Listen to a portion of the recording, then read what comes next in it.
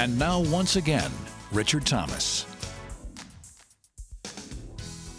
If you've ever owned a pet, you'll understand how devastating it can be to lose one.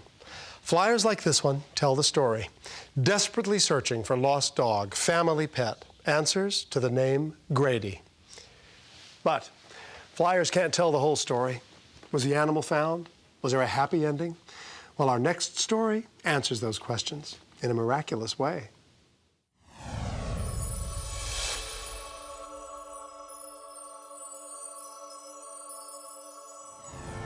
When Zachary Gaff was 3 years old, his father Tom bought him a Scottish Terrier he named Grady. And they hit it off. Grady had to love him because he was all over him. So they would do things like he had a toy Jeep, and they'd ride the Jeep around, and Grady would sit up there with him. They were best buddies. When he rode my toy Jeep, I'd just step on the gas and go as fast as I could, and his hair would be flying. As time passed, the bond between Zach and Grady continued to grow. I played with him all the time. I helped feed him, and I give him some doggy bones if it was good. And then in March of 1997, Zach's mother Carolyn let Grady and their other dog Rocky out for a run in the yard. It was nothing unusual for them to be gone 1, 2, 3 hours. And we didn't worry about it because there was nothing out there they hadn't seen before. But that day, Rocky came back and Grady wasn't with him. Come on, Rocky. Where's Grady, Rocky? Grady! Oh, we're very upset because he'd never left before. He always stayed right around us. Grady! Grady! Grady! And we went looking for him right away, and we called around and drove up and down the road calling for him and looked everywhere. Come on, Grady! And then he didn't come, and I felt really, really bad. He couldn't have been that far away, we didn't think. And he never came, and so we really started to panic then. What I'm gonna do is just hand these out. And the next morning, my wife started putting ads out, signs and everything, saying Grady's missing. We printed up flyers. We took them to all the local convenience stores. We put them in the post office.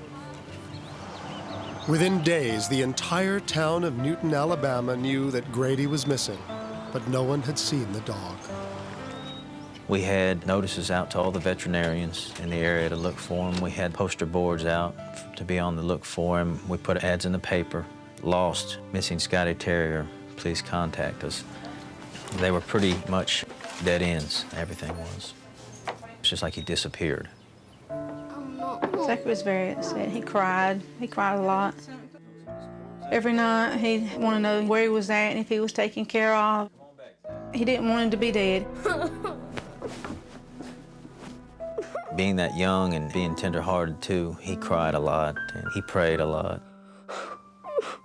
He needed Grady back, and he was just really tore up about it. Carolyn also prayed for a miracle, but there was no sign of their lost pet, and they began to fear the worst. The days turned into weeks and weeks turned into months. There just didn't seem to be any kind of hope. Well, after 5, 6 months, we probably accepted that he was never going to be seen again, but even then, it wasn't anything unusual for Zachary to pray for him. Please let Grady be okay. He asked God if he couldn't bring him home, and if he couldn't have him, to make sure that somebody was loving him and taking care of him, so he would have a good home. And don't let him be dead or hurt or anything like that. Amen. It broke my heart. And then, nearly 2 years after Grady had disappeared, Carolyn received a mysterious prophecy from a minister visiting from out of town. There's a thing in your life you've been praying for. It's been a long time coming. In 4 days, he's going to answer that prayer.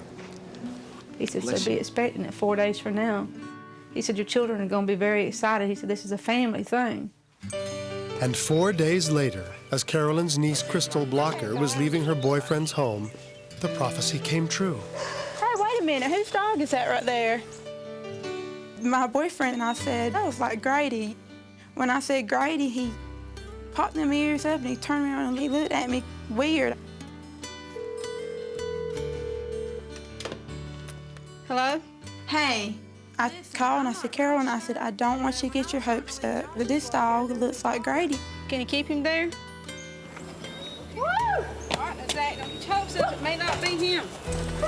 I said, y'all need to hurry up and get over here and check him out, see if it's him. And she said, well, I'll be right over there.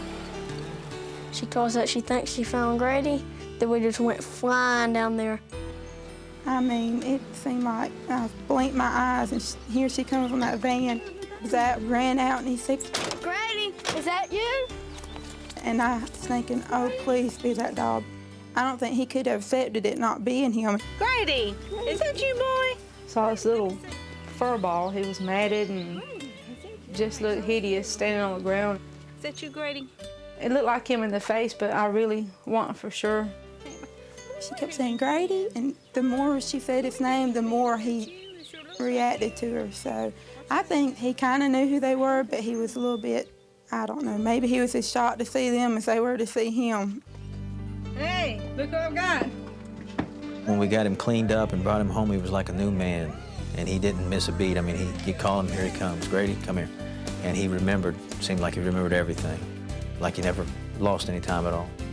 After nearly 2 years of continuous prayers and an unexpected message that Grady was about to return, he was home again, safe and sound. It was 4 days since the revival that we had found Grady. So God answers prayers, and he was safe and he was back home, his old self. I was really elated. We just were very excited, and I was very happy for Zachary, because for a lot of people, just a little dog may not be a lot too, but that was his buddy and he loved him. It really was a miracle. What happened to Grady during the time he was missing remains a mystery. But what's clear is that the Gaff family's prayers were answered. Grady continues to thrive, and he and Zach are once again the best of friends.